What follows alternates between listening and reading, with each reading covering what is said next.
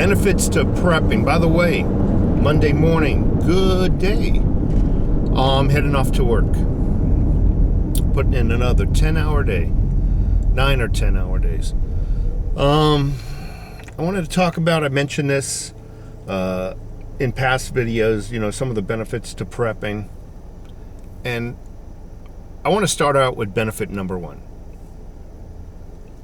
I've been prepping since 2007, 2008, give or take. And one thing I noticed right off the bat, I have more money to spend.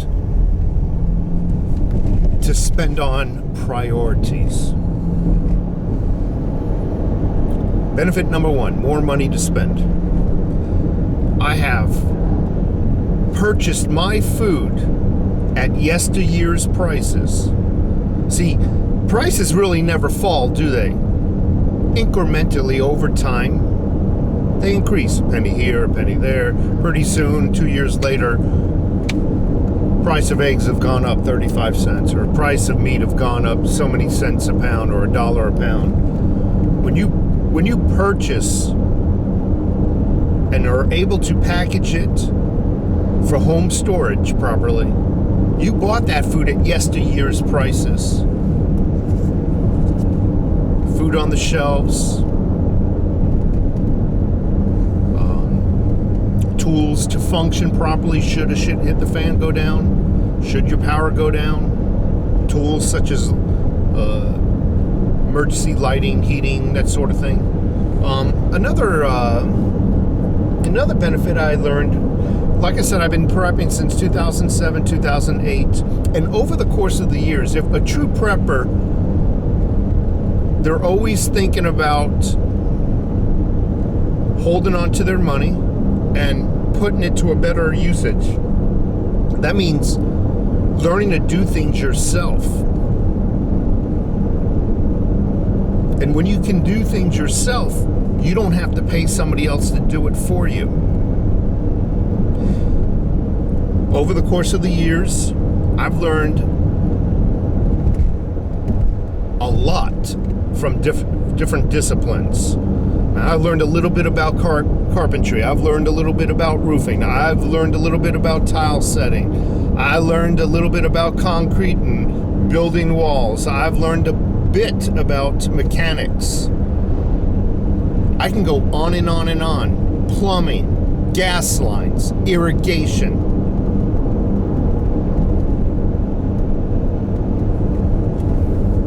I can rent my own backhoe and dig ditches if I had to. I used to be a backhoe operator, so over the years, I learned a little bit about everything. And everything I learned, I do it just as good as a professional. And when you do it yourself, you have a peace of mind that it is done right. You don't give money to a contractor. And many contractors are good people, don't get me wrong, but there's some contractors out there, as soon as you turn your back, they're going to take a shortcut. They're going to swap out a superior part for an inferior part. You don't have the time to just sit there and watch them because you got your own lives to live. You don't know if they're going to make an honest mistake. When you do it yourself, you have a peace of mind it is done correctly. And that when a storm comes and you're out of town, you don't have to worry. Is that door holding up? Is the roof leaking? Where it was leaking last rainfall. You have a peace of mind, and it ties back into number one. When you do it yourself, not only do you have the peace of mind, you have the money still in your pocket.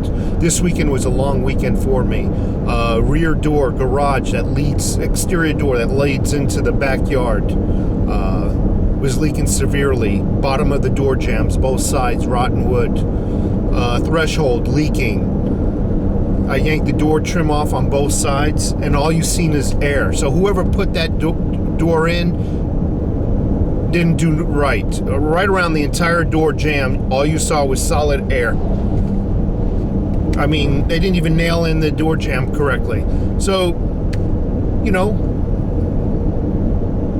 I did it myself. New door, pre-hung door jamb. Mine's a 6-inch jamb, $400 and something dollars. Labor, I would have just guessed another $600. Thresholds are cheap, $20, but the labor to put it in, another $200-300. I did it all myself. Bottom of the wood, I ain't replacing this door jamb. I ain't paying $400. Scraped out all the rot wood, let it dry out. Car Bondo. Fill it in with some Bondo glass. Sand it down, reform it. Another layer of Bondo, keep reforming it, sand it down. Paint it, looks just as good as the wood. By the way, the idiot who puts exterior wood jams up, whoever did that, I'm sorry, I don't agree with that. It should have been a composite wood, but I'm not going to spend the money on a new door jamb right yet. I'm going to get every penny I can out of this house. But yeah, I just did some research and came up with how to fix rotten wood. It's completely waterproof. Better than wood. Doesn't shrink, doesn't crack. Unless hit by an impact of some type. Completely waterproof, unlike the wood that it's attached to. So the whole bottoms of my door jambs, I'd say about 3 or 4 inches high, are completely Bondo glass and Bondo. I painted it, you can't even tell. I put my own threshold in. I put foam, spray foam around the entire door jamb. It's airtight. Bought some new door trim made of composite. Up, done. It's done right, is my point. It's gonna rain today. I can see the clouds building up. I don't know if you can either. But my point is, while I'm sitting here at work, I don't have to worry about that back door leaking and causing more damage, more rot to interior walls. And I held on to my money. So, to wrap this video up, being a prepper is not just about buying stuff and having it. I notice a lot of YouTube channels, it's about acquiring stuff and showing it off so they can make more videos. And what do? They get subscribers who send them free stuff, and then they do a review, and obviously, because it was given to them, the majority of those reviews are just stellar reviews. You buy it, it's shit. Being a prepper is not just about acquiring stuff. Yes, it is about stacking silver. It is about preparing financially. It is about having food on the shelves. It is about having tools and doing stuff yourself. But it's also learning. Prepping is about learning things from all different disciplines and doing it yourself. Prepping is having a peace of mind. Anyway, folks, tune in for more videos. Click the like button, hit the subscribe button, and lastly, click the little bell icon that's right next to the subscribe channel. Can't even speak. And don't forget, please support my channel. Take care.